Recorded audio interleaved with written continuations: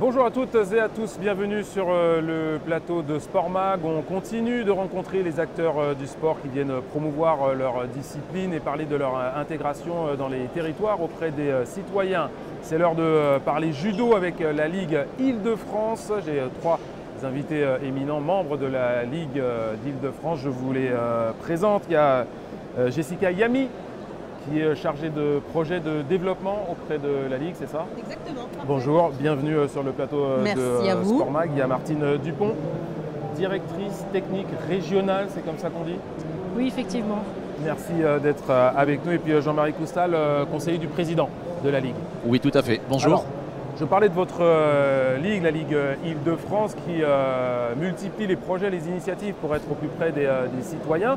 On parle là de Jean-Marie, de la première Ligue de judo en France. Absolument, la première ligue, fière d'avoir ces scores-là, ces chiffres-là. Donc on a à peu près 87 000 licenciés. On va continuer à évoluer à l'approche des Jeux Olympiques et surtout après cette pandémie qui nous a bien pénalisé dans le sport français. On a 750 clubs en Île-de-France, ce qui fait de nous donc un très beau pourvoyeur d'athlètes et de médailles. Et pour la petite histoire, nous avons 6800 ceintures noires et donc ça aussi c'est une fierté. Tous les ans, c'est pas un Graal obligatoire, mais c'est un Graal que les gens viennent chercher, donc on est assez contents. Et je remercie aussi nos 1400 enseignants qui travaillent toute l'année pour l'Île-de-France de judo et pour nos jeunes. C'est vrai, Martine, qu'en termes de statistiques au niveau des titres nationaux et internationaux, la Ligue de Paris-Île-de-France, elle est assez costaud quand même. Elle rafle tout, quoi. Oui, pas tout, mais presque. Effectivement, lors des derniers championnats de France, un seul titre nous a échappé. Le titre des 81 kilos qui est allé à Nice. Sinon, ce sont les clubs de l'Île-de-France qui ont raflé. Avec le premier club, c'est Champigny-sur-Marne, qui a eu le plus de médaillés cette fois-ci. Ce qu'il faut savoir aussi, c'est que par exemple, pour vous donner, c'est 46 médaillés franciliens au championnat de France sur 56 médailles possibles. Donc vous mesurez. Et surtout, le plus important, c'est lors des derniers championnats du monde là, qui se sont déroulés au mois d'octobre, 4 médailles pour la France, 4 médailles franciliennes. Amandine Bouchard et Romane Dico du PSG. Et Manon de Keter et Tolofua de l'USBM Blanc-Ménil. Et Jessica, même au niveau des titres olympiques, la Ligue est encore présente. Ah oui, tout à fait. Justement, on y travaille justement pour ceux qui sont déjà là puissent continuer à performer en les accompagnant et aussi justement en vue de JO 2024 et après, essayer de former justement les jeunes pour que on ait une fer de lance au niveau des judokas franciliens, que ce soit les garçons et aussi les féminines. On axe sur tout le monde, sur les valides et aussi pour les parajudo, donc les personnes en situation de handicap. On va en parler des parajudo, mais avant cela, je vais parler des nombreuses initiatives qui étaient menées pour être au plus près des citoyens et des territoires. Martine, il y a ce projet des 1000 dojos. Ça a l'air assez énorme comme ça, parce que 1000, c'est un chiffre qui parle forcément. Expliquez-nous en quoi consiste cette opération. Oui, effectivement. Donc, le projet 1000 dojos, c'est un projet qui est lancé par la Fédération française de judo en lien avec le ministère des Sports et l'Agence nationale des sports, et où la Ligue Île-de-France de judo prend véritablement sa part. Aujourd'hui, les 2 dojos qui sont ouverts dans le cadre de ces 1000 dojos sociaux, ont été ouverts en Île-de-France, sur la ville de Nanterre et Clichy-sous-Bois, et aujourd'hui ils sont en activité. Il y a des jeunes donc issus des quartiers prioritaires, des jeunes et des moins jeunes même, issus des quartiers prioritaires de la ville qui peuvent bénéficier de la pratique du judo. Et nous avons aujourd'hui des villes, une cinquantaine de villes qui s'engagent en Île-de-France pour pouvoir justement créer un dojo social dans le cadre des 1000 dojos. Et 1000, c'est beaucoup, même si l'Île-de-France en prend sa part. C'est quoi le concept? C'est pas des dojos qu'on va construire comme ça sur des nouveaux terrains? Alors le concept, il est assez simple. C'est un concept qui a été mis en œuvre avec la Fédération française de judo, bien évidemment, le ministère. En fait, il y a beaucoup d'endroits qui sont un peu laissés à l'abandon pour les jeunes et le sport. Et en l'occurrence, quand il y a des locaux qui sont abandonnés et dans lesquels nous ne pouvons pas faire de logement, il a été décidé que ces institutions les donnent. en location ou les donnent gratuitement. L'objectif est de trouver des entreprises qui font les travaux, qui prennent les travaux à leur charge. Et ensuite, l'objectif des ligues, des régions et autres, c'est de mettre à disposition des professeurs de façon à ce que les jeunes puissent faire du sport en sortant de l'école dans des quartiers défavorisés, mais aussi qu'ils puissent intégrer un cursus et une formation d'aide aux devoirs durant cette période. Donc quand il y a des catégories différentes, pendant que certains font du judo, d'autres font des études et ils sont accompagnés. Et je pense qu'effectivement c'est un projet qui est juste féerique. C'est un volet très très important finalement, cet accompagnement, c'est-à-dire qu'on part du judo pour finalement délivrer un autre service. Oui, et pour aller un peu dans le sens de ce que vient de dire Jean-Marie, c'est au-delà des jeunes, il y a aussi une volonté de développer le sport féminin, de développer le sport santé, de développer, on est aussi le judo défense, c'est-à-dire de permettre finalement à tous les publics de pouvoir pratiquer un sport, donc là en particulier le judo, mais surtout en pied d'immeuble ou vraiment à proximité de là où ils vivent. Et dans cette optique-là, vous allez aussi faire des formations, je crois que ça vous concerne toutes les deux, pour former des encadrants. Oui, donc effectivement, nous avons besoin de beaucoup de professeurs de judo. La Ligue Île-de-France met en place une formation initiale pour former nos futurs professeurs de judo. Mais également, nous accompagnons les professeurs qui sont déjà diplômés pour développer justement le para-judo, qui est vraiment une priorité durant cette Olympiade. Mais aussi, comme je viens de le dire, le sport santé, le judo défense, le judo santé. Mais pourquoi le judo finalement pourquoi est-ce qu'on a mis le judo dans cet objectif-là? Vas-y Jessica. Moi je pense que c'est une volonté. On a les JO 2024 qui arrivent là à très grands pas et plus vite qu'on s'y attend d'ailleurs. Et donc du coup on se rend compte qu'effectivement on peut manquer un petit peu de créneaux horaires dans certaines villes parce que les créneaux sont un peu saturés. Alors faute un peu à personne, mais il y a des émergences de sport qui arrivent qu'on n'avait pas au préalable. Donc du coup les créneaux horaires dans certaines municipalités, les équipements sont un peu saturés. Donc là l'idée en fait c'est d'ouvrir un petit peu ces endroits qui sont inhabités, inaccessibles, pour en faire vraiment des lieux de vie au sein des quartiers et au sein vraiment des territoires. Et peut-être qu'on peut aussi y voir une valence un peu environnementale en se disant que tout est un petit peu saturé, la petite couronne, la grande couronne, je parle vraiment de l'Île-de-France.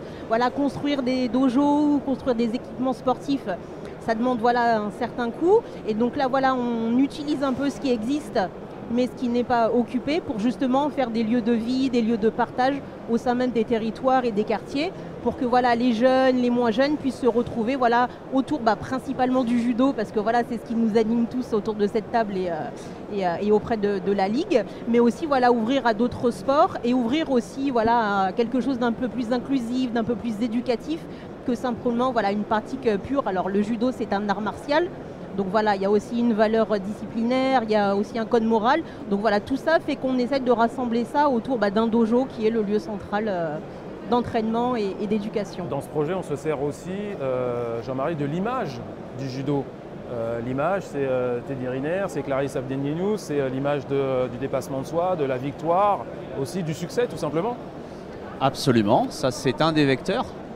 L'image est essentielle de nos jours puisque la population mondiale se sert beaucoup de l'image pour ressembler à un tel, mais il est vrai que le goût de l'effort dans le judo c'est impressionnant, il faut reconnaître. Moi je viens des sports collectifs et quand j'ai mis les pieds dans le judo, je me suis rendu compte à quel point c'était difficile que de pratiquer ce sport tous les jours, mais c'est pas seulement l'image de Teddy ou de Clarisse, c'est l'image aussi du code moral d'un dojo, de la sensibilité de ce que l'on peut ressentir et recevoir quand on rentre dans un dojo avec ce fameux code moral, la sincérité, l'amitié, le respect, tout est bon dans le judo. On ne parle pas, on ne crie pas, il y a des règles à respecter et nous avons cette chance, c'est que dans ce sport, encore aujourd'hui, on respecte nos anciens, on respecte les règles de vie et on essaye de faire marcher tout ça dans ce sens-là. Donc il y a une valeur d'exemple un petit peu. C'est ça, une valeur d'exemple, je le pense. Enfin, en tous les cas, c'est ce qu'on essaye de véhiculer.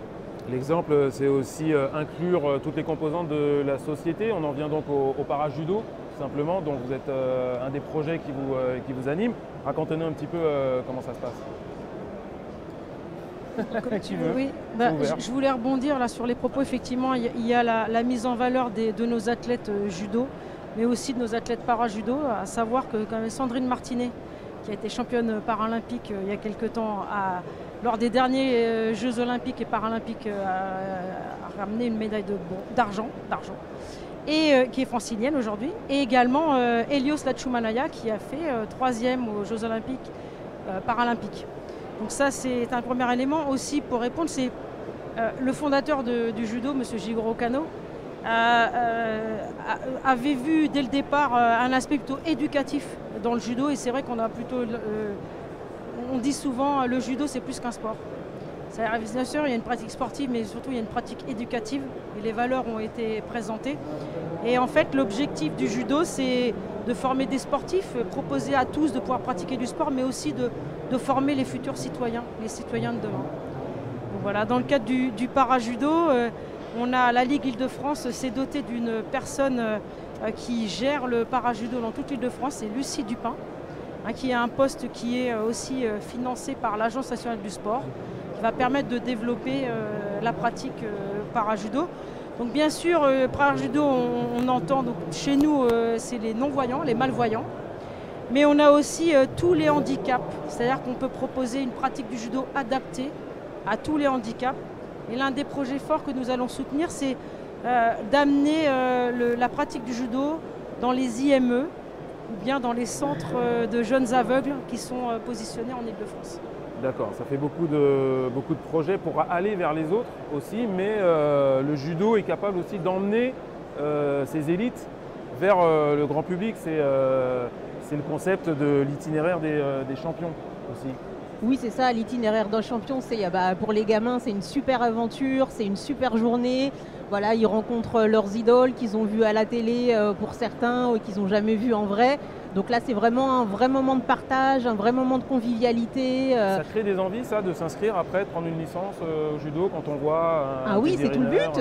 Une médaille, quand on touche une médaille. Oui, c'est ça, exactement, et qu'on les touche vraiment physiquement. Et voilà, quand ils passent, il y a une aide d'honneur avec tous les gamins. Voilà, ils passent, ils touchent la main. Pour les enfants, c'est vraiment un rêve. Et justement, ça les pousse à avoir des objectifs de citoyens et aussi des objectifs en tant que futurs champions et puis pouvoir, comme on disait, véhiculer les super valeurs du judo auprès d'un public très large, pas que francilien, mais la planète judo et la planète aussi un petit peu mondiale. C'est combien d'événements ça par an ? Alors il y en a 24, je reviens juste sur un petit passage. Effectivement, le fondateur du judo souhaitait faire un sport et une éducation. Et notre rôle d'aujourd'hui, et l'Île-de-France le fait parfaitement bien depuis plusieurs années. On n'a pas attendu les Jeux paralympiques 2024 pour le faire. Une chose qui est très importante, c'est que l'éducation aujourd'hui, elle n'est pas forcément envers les enfants en situation de handicap. Elle est particulièrement auprès des parents. Car aujourd'hui, en 2022, on a encore des parents qui ont des enfants en situation de handicap pour qui c'est tabou. On a encore des parents qui se disent « mon fils ou ma fille, parce qu'il est en fauteuil roulant, ne peut pas faire de judo ». C'est faux. On peut faire du shambara. Je vais sortir du cadre du judo, mais le rugby fauteuil, c'est extraordinaire.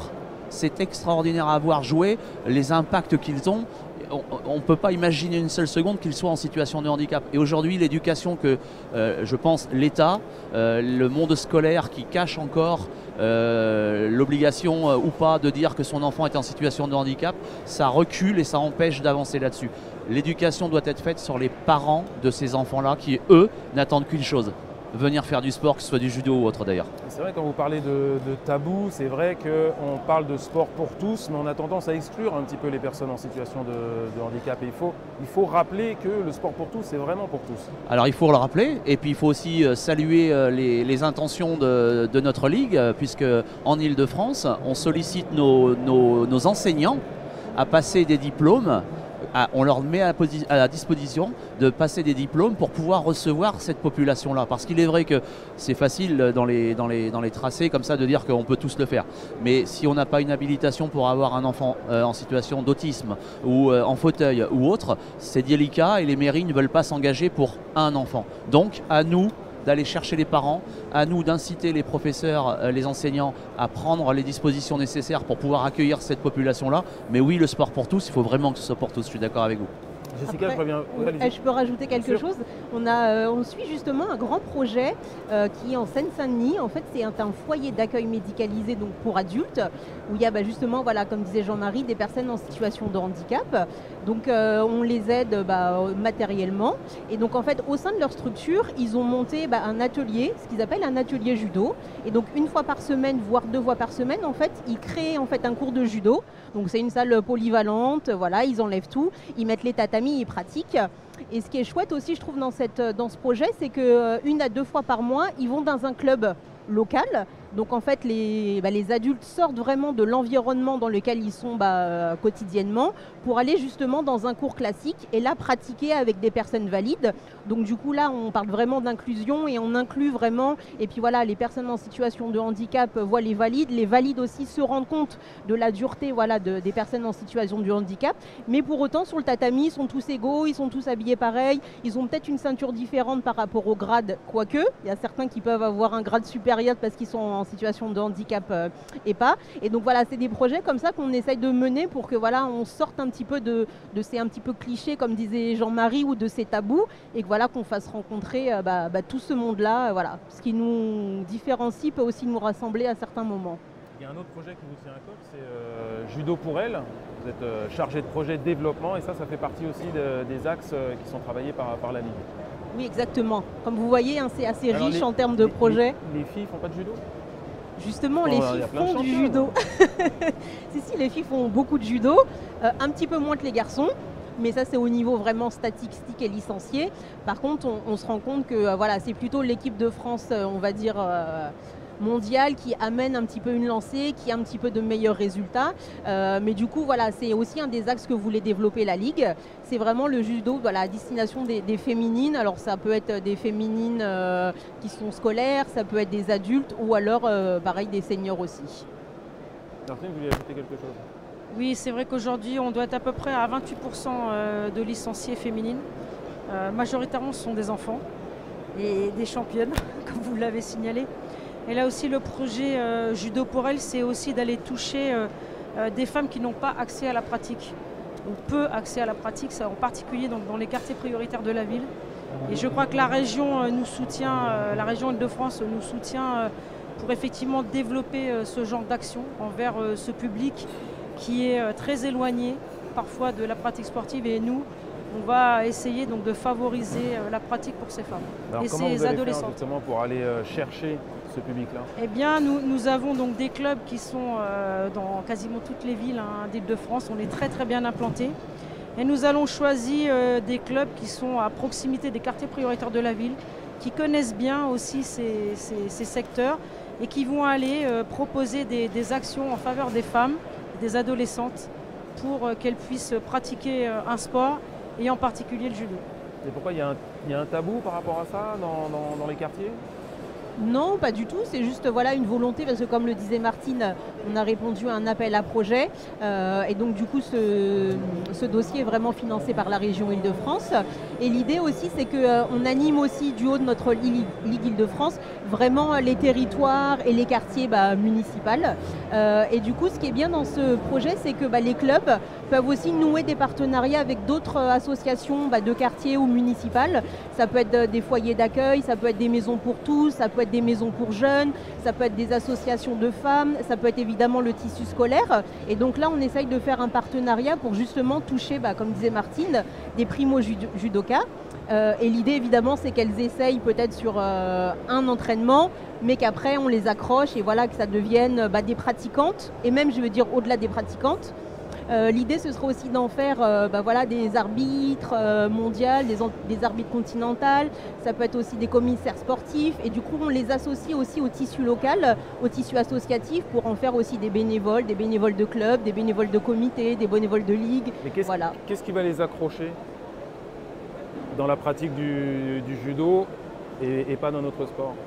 Moi, je vais essayer de vous répondre par rapport à la question. Là, il n'y a pas de tabou, absolument pas. Mais on sait, les statistiques sont là. Il y a beaucoup plus d'hommes qui pratiquent une discipline sportive et un peu moins de femmes pour de multiples raisons. Non, mais même au-delà du sport du judo, hein, je pense que dans la société française aujourd'hui, il y a plus d'hommes qui pratiquent du sport que de femmes qui pratiquent du sport. Donc là aussi, il y a un intérêt à ce que les femmes, je dis les femmes et les adolescentes, on voit bien, pratiquent cette discipline. Alors pourquoi le judo? Parce que le judo a de multiples facettes, c'est-à-dire qu'on a bien sûr le judo comme on peut le voir à la télé avec les grands champions, mais on a aussi du jiu-jitsu, on a aussi du taïso qui est en fait une pratique un peu plus douce qui permet la préparation du corps à la pratique du judo. On a tout à l'heure, on a dit donc, les disciplines associées, le kendo, le shambara, etc. Donc ce qui fait qu'on a une multitude de facettes qui permet vraiment à tous de pouvoir pratiquer la discipline judo, jiu-jitsu, kendo, discipline associée. Voilà. Alors on va passer à une autre initiative, c'est le cercle des 100 entreprises regroupées autour du judo. Expliquez-nous ça, Jean-Marie. Oui, alors en fait, c'est un objectif qui a été fixé par notre président Roger Vachon. En fait, on s'est rendu compte que depuis plusieurs années, on s'est rendu compte que le monde du judo avait pénétré le monde de l'entreprise, si je puis dire ainsi. Comme je vous le disais tout à l'heure, les valeurs d'une judokate et d'un judoka sont ancrées dès le plus jeune âge. Et dans le monde du travail, on se rend compte que beaucoup de chefs d'entreprise ou de DRH dans certaines sociétés ont pratiqué ou pratiquent encore du judo. Et donc notre objectif, c'est pas de faire venir des sociétés comme Air France ou Louis Vuitton dans notre cercle, mais plutôt de faire venir... alors j'ai pris ces deux thèmes-là parce que je suis salarié d'Air France et que je prends pas de risque avec eux, en sachant qu'ils peuvent venir nous rejoindre quand ils le souhaitent. Mais plutôt des petites et moyennes entreprises qui n'ont pas accès à certains cercles parce que les adhésions dans certains cercles sont très élevées et nous, on a décidé de faire une accessibilité à tout le monde. Donc j'irai à dire que le petit... le centre commercial du 91 peut venir adhérer chez nous. L'objectif étant de faire 4 belles soirées sur une thématique sport-entreprise, de faire rencontrer tous ces chefs d'entreprise qui ont une valeur commune, c'est justement l'entraide, et derrière de faire venir des athlètes en situation de handicap qui sont en équipe de France ou des valides et de les faire rencontrer.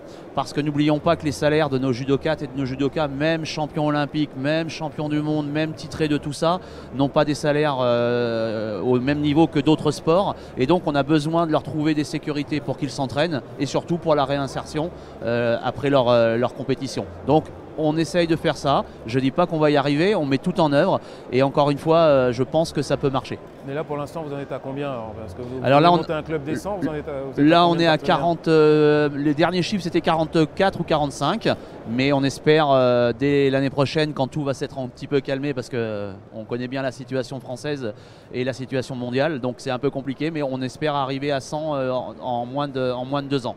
Et vous sentez qu'il y a une sensibilité pour entrer dans cet écosystème-là. Alors vous dites que vous allez chercher des gens qui sont passés par le judo.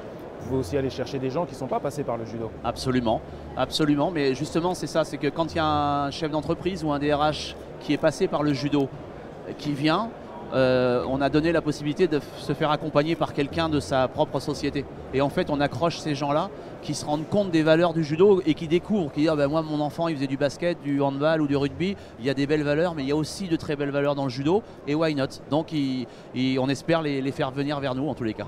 On pourrait aussi imaginer un système de parrainage avec tous les champions qu'il y a pour certains dojos, pour des initiatives comme Judo pour elle. J'imagine que vous y avez déjà réfléchi. Voilà, c'est encore l'un des projets de la Ligue. Vous voyez qu'ils sont assez nombreux, mais voilà, c'est là on a une nouvelle équipe justement d'élus, des dirigeantes sur 4 ans. Il y a plein de choses qui se mettent en place. Voilà, donc on a jusqu'à 2024 pour mettre tous ces projets en exergue et que tout fonctionne pour après continuer sur un autre objectif qui sera l'Olympiade 2024-2028. Ces JO de 2024 qui vont se dérouler chez nous, ici à Paris, en Ile-de-France, c'est quoi pour vous? C'est un défi, c'est un cap, c'est un virage, c'est tout en même temps? Déjà, moi j'étais athlète de haut niveau, c'est déjà un rêve. Parce qu'on les a attendus extrêmement longtemps et je pense que pour tous les sportifs, entraîneurs, mais même bénévoles qui agissent dans le sport français, je crois que c'est vraiment, on a atteint un rêve. Oui, en tout cas, oui, je pense qu'effectivement c'est beau. Donc voilà, déjà, ça c'est une première chose. Et puis après, ben, bien sûr, sur le côté sportif, j'observe là aujourd'hui qu'on met tout en œuvre hein, pour obtenir les meilleurs résultats possibles.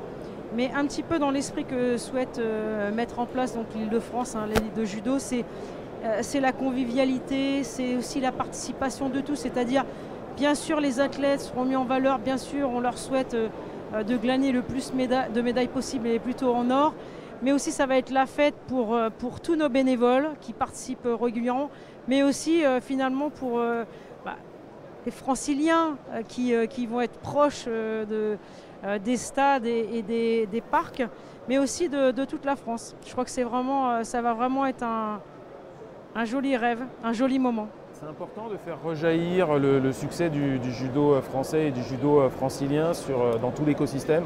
On le voit avec les entreprises, on le voit avec les personnes en situation de handicap, les femmes, les enfants.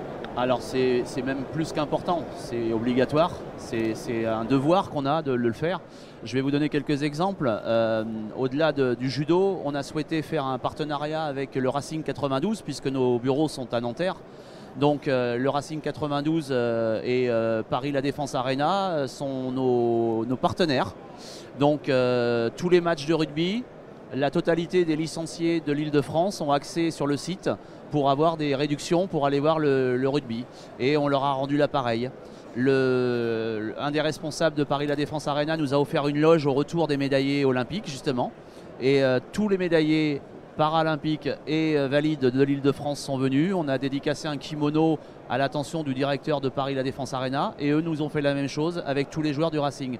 Et en fait, le sport est beau. Le judo est beau, mais le sport en général, et donc moi j'ai pas envie qu'on se fige. J'ai l'autorisation de mon président Roger Vachon, bien évidemment, dans les propos que je tiens, mais on ne veut pas s'arrêter au judo. Le sport en général c'est beau, donc on fait une fusion avec le judo, avec le rugby, pardon. On a aussi fait un partenariat avec le parc Astérix. Chaque licencié d'Île-de-France, c'est plus surprenant, et ce n'est pas pour la potion magique des judokas. Qui n'en prennent pas d'ailleurs, mais plus sérieusement, oui, on a voulu ouvrir un peu au monde des gens qui ne font pas de judo, et donc tous les étés, le parc Astérix nous autorise de mettre un tapis, des tatamis à l'extérieur. Tatamix, exactement. Et donc avec nos frères d'armes Obélix et Astérix, on fait des combats sur les tapis devant les enfants, devant les parents, et chaque licencié de judo bénéficie d'une place gratuite au parc Astérix. Donc voilà, c'est juste extraordinaire et on essaye de continuer dans ce sens-là. Le judo sur tous les fronts. Je vous remercie, mesdames. Merci beaucoup. Monsieur, merci à vous d'être venu partager votre expérience et les initiatives, les nombreuses initiatives, je trouve, de la Ligue de judo Paris-Île-de-France. Et puis on vous souhaite de vivre de très beaux Jeux 2024 avec tous vos médaillés. On espère qu'il y en aura encore beaucoup d'autres. Merci à tous et nous on se retrouve demain avec d'autres acteurs sportifs qui viendront promouvoir leur discipline et leur implication dans les territoires. Merci, ciao.